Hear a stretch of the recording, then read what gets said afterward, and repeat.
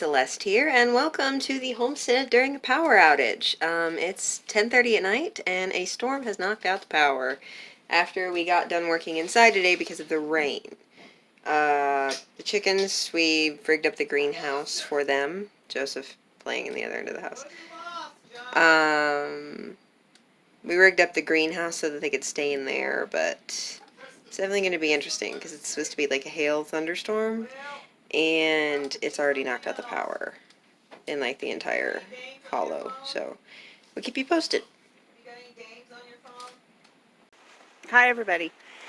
So Celeste has been making most of the videos and I've been out working doing this and that, and she's pretty much caught you up on everything, but I thought that I would just do a little bit more of a work video and let you see some of the things that we're doing on our new little teeny tiny homestead.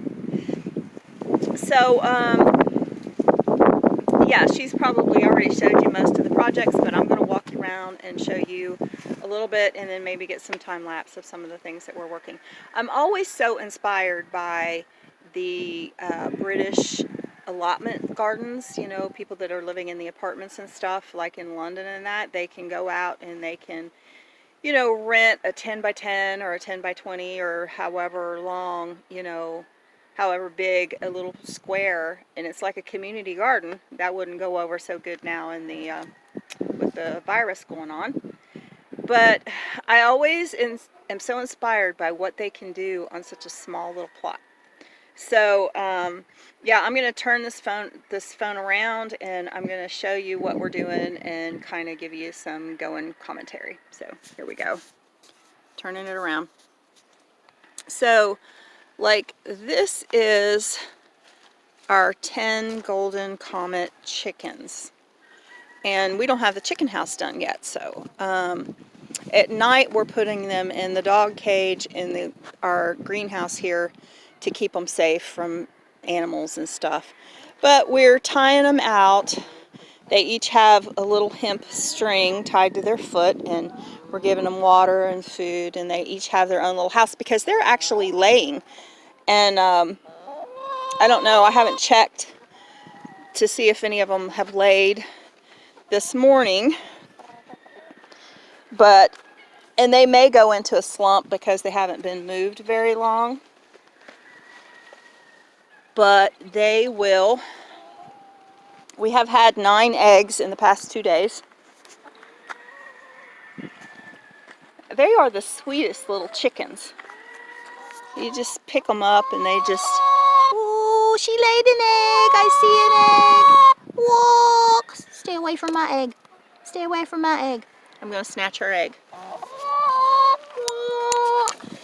I'm going to get your egg. You did such a good job. Good chickie. Yeah, where we got them from, I mean, they're really healthy and everything, but they don't have much body weight, and their shells are really thin. So we're going to feed them up some and give them some, crush their eggshells really fine. I bet she's getting ready to lay right now. And you have to crush them fine enough that they don't really realize that it's eggshell, because if they get used to eating eggshell, they will start eating their own eggs. So it has to be kind of powdered, something real fine that they don't really know what they're getting. I prefer oyster shell, but I don't have any of that right now.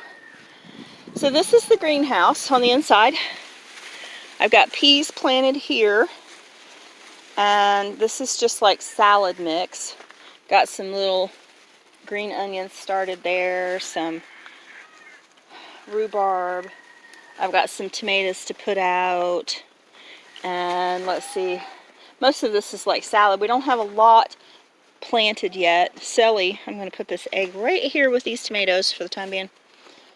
Sally is planting some seeds today.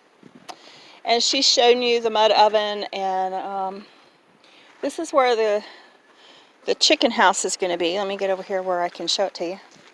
This is where the chicken house is going to be, and I am going to try to set up. We're going as bushcraft as we can, so I'm cutting these sticks out of the woods and using vines to tie them on.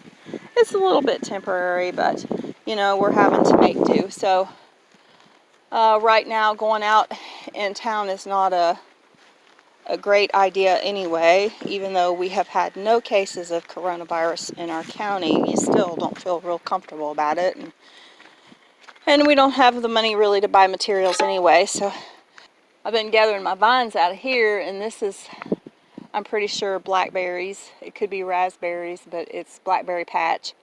So hopefully when they bloom, they'll do well. But I've been pulling vines out of there because rattlesnakes and copperheads are bad here, so I want to make sure that I kind of get that cleared out so I can go in there and pick berries later. And it's full of that vine anyway that I can use. This is the start of our mud oven. And we just got this formed up with rocks. And so the goal is, once we get it covered in mud and it dries and sets for a few days, or you know, cob, then we'll be able to like pull these rocks out and use them for other things. We dug off, or Evie actually dug off, most of the topsoil, and now we're really down to this clay, gravelly type stuff, which will be really good for cob. And what I'm really planning to do is like dig a little well here in one corner or something like that, and then we'll put the clay in there and add some sage grass for tensile strength and some water. And I think there's going to be enough sand and gravel in this already, but then we can just take the hoe in the little hole that we dig here and mix it all up, and then just use the shovel and put it on. I think it'd go a lot faster that way, rather than, you know, just some of the cob videos that you watch is so labor intensive that it's just crazy. But anyway, I'm going to set this up and just work a little bit, and let's give you just a little time lapse of what we're doing, and hopefully you'll enjoy it. And this is like the most gorgeous day. It's not too hot, not too cold, just a slight wind blowing that's a little cool. And I'm loving hearing the chickens sing because they're happy. They were in a chicken house with 1,000 chickens, and they probably had never seen the sunshine. And so we kind of considered it a rescue. But anyhow, so I had to teach them how to drink out of like a little water bowl, and they didn't really know what to do with whole corn. They still aren't eating the whole corn very good, but I think that they're probably getting some of it.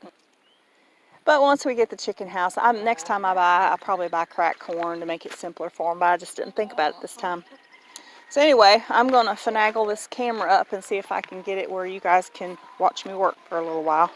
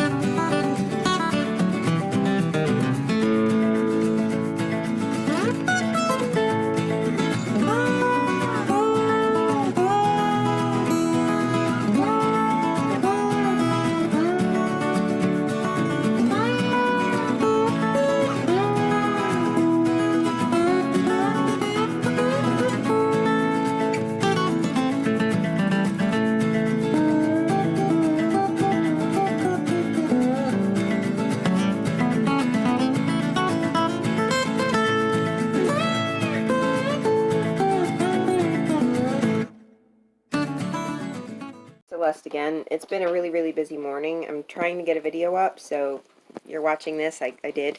I just wanted to show you, I figured out a new way to make this rope. You just crochet it. You just crochet a chain. I will put a clip somewhere around here of how to do that. And I made like 25 feet of rope in like 15 minutes, so I will make a video about this eventually. So, see you later. Bye.